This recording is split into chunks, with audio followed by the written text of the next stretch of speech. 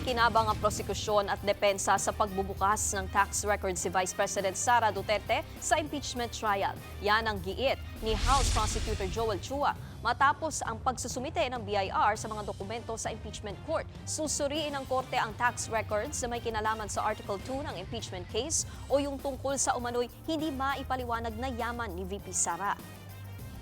Hindi ko naman alam kung ano laman nun eh. Baka mamaya nagtutugma nga, legal na nga talaga na may 6.7 billion na kinita yung kanilang mga income sa legitimate sources at nakapagbayad sila ng income tax.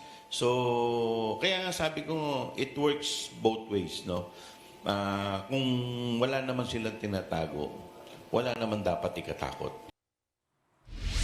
Nauna ng kinwestiyon ng mister ni VP Sara na si Attorney Man Scarpio ang legalidad sa paglalabas ng tax records nila.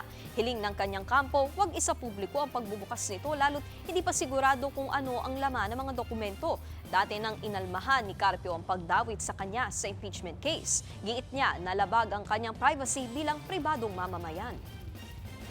Preliminary pa lang po talaga lahat yung pagsubpoena. Pag sabihin ng BIR or may tax deficiency, hindi rin po ibig sabihin nun porkit may tax deficiency ay unexplained wealth agad yun. Pag i-divulge nila in public yung mga confidential documents, tas yun pala hindi nila ma-relate to an impeachable offense during the impeachable term, unfair lang po yun kasi nakapakita na sa public, di ba?